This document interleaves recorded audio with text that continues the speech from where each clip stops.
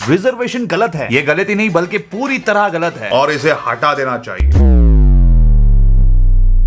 हाँ, एक मिनट, इतना टेंशन मत लीजिए। ये स्टेटमेंट मैं नहीं कह रहा हूं, ये स्टेटमेंट मैंने कई बार सुना है।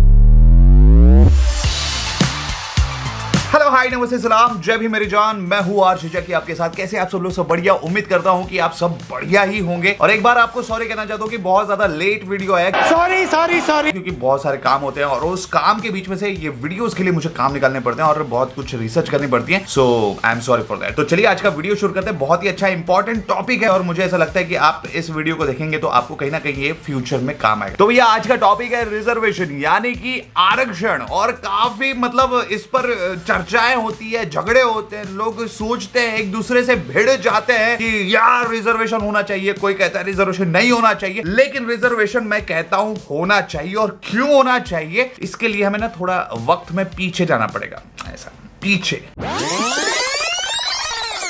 अरे भैया कंप्यूटर जी इतना भी पीछे नहीं, थोड़ा सा आगे आइए। कंप्यूटर जी पीछे चले जाते हैं तो थोड़ा सा उनको समझाना पड़ता है, बच्चन साहब को आगे आना पड़ता है। हाँ जी, तो वो एरा ऐसा एरा था, सप्रेस क्लास के लोगों पर काफी अत्याचार हुआ करता था। लोग अपने गले में मटका बांधते थे, पीछे झाड़ू लटकाते थे और ये इसलिए किया जाता था, उनके जो पद चिन्ह है वो भी टॉलरेट नहीं किया जाता था। तो ये जो लोगों की कैटेगरी थी वो एकदम पिछड़ चुकी थी। मतलब आप समझ रहे हो, इनके पास ना एजुकेशन था, ना इंफ्रास्ट्रक्चर था, ना पैसा था, ना मोटिवेशन था, कुछ भी नहीं था।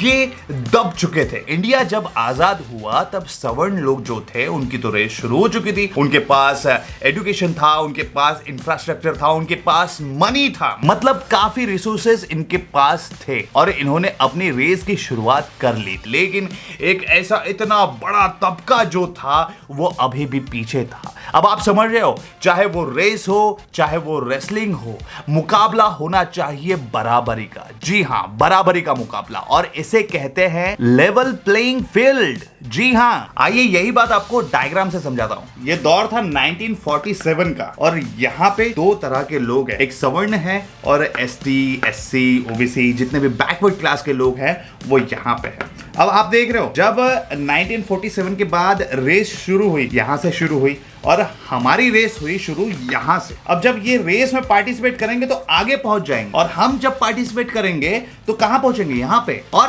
अब आता है यहां पे आरक्षण यानी कि रिजर्वेशन। और जब आरक्षण आता है रेस हो जाती है बराबर। देखो, हम दोनों ने रेस ठीक से शुरू की, बराबरी से शुरू की, यहां से शुरू हुई, दोनों के दोनों बढ़ रहे हैं। मतलब सप्रेस क्लास को मिला लेवल प्लेइंग फील्ड। और ये कोई छोटी सी बात नहीं है, हम सबको समझना पड़ेगा कि हम जब पूरे देश में सारे के सारे लोग आगे बढ़ रहे हैं तो जो हमारे भाई बहन हैं उन्हें पकड़ना है, उन्हें पकड़ के अपने साथ रेस में दौड़ना है। दिस इज कॉल्ड आरक्षण। और इतनी छोटी सी बात लोगों की समझ में नहीं आती और लोग कहते हैं कि आरक्षण बंद होना चाहिए। अब कॉन्स्टिट्यूशन की बात की जाए तो आर्टिकल 15 सब क्लॉज 1 और 2 में कहा गया है कि there shall be no discrimination on the basis of race, religion, caste, gender and birth. इन सब के बेसिस पर कहीं पर भी डिस्क्रिमिनेशन नहीं हो सकता है। और इसी में 1951 में एक सब क्लॉज ऐड किया गया, सब क्लॉज 4,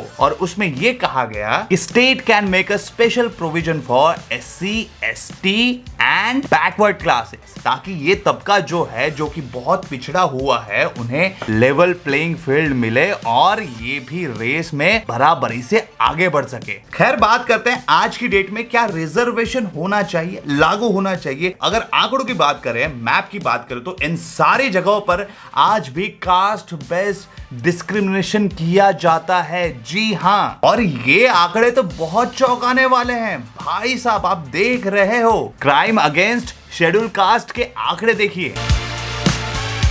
अब ये आंकड़े देखने के बाद आप मुझे बताइए कि लोगों को लेवल प्लेइंग फील्ड मिलनी चाहिए कि नहीं मिलनी चाहिए? मित्रों, अब मिलना चाहिए कि नहीं मिलना चाहिए, बताइए। और इस बराबरी के हक के लिए काफी सारे लोग लड़े हैं, जैसे छत्रपति शाहू महाराज, महात्मा ज्योतिराव फूले, बाबा साहब अंबेडकर और भी ऐसे कई अननोन अनसंग हीरोज हैं जिनके बारे में हमें नहीं पता।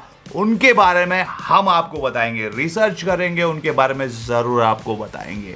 भाई साहब, ये सिर्फ एक आरक्षण नहीं, ये बराबरी की रेस की लड़ाई है और ये एक वादा है उन महापुरुषों का जो कई सालों पहले आपसे कर गए हैं कि आप चाहे जहां पे भी हो, जिस भी तबके के हो, अगर आप पिछड़े होंगे तो आपको बराबरी का मौका मिलेगा, ये वादा है। तो ये था आज का मेरा छोटा सा वीडियो ऑन आरक्षण। तो अगर आपको आगे कोई बोले कि भाई आरक्षण बंद होना चाहिए, आरक्षण नहीं मिलना चाहिए, तो उसको बोलो कि भाई ये एक वर्ड नहीं है आरक्षण, this is level playing field, बराबरी का मौका। अगर बराबरी का मौका मिलने के बाद मैं आगे बढ़ता हूं और आरक्षण खत्म हो जाता है तो वो मेरे पिछड़े भाई बहनों को क्या होगा जिनको आज भी बराबरी का मौका नहीं मिला है।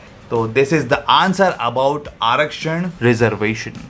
और पिछले वीडियो में मैंने आपको कहा था कि मेरा जो गिटार है इस पर मैं बहुत ही बढ़िया सा बाबा साहब का गाना मैं जरूर आपको सुनाऊंगा। तो लीजिए, आपके जो डिमांड्स है उसे पूरे करते हुए एक बहुत ही बेहतरीन गाना मैं यहाँ पे प्ले करना चाहता हूँ।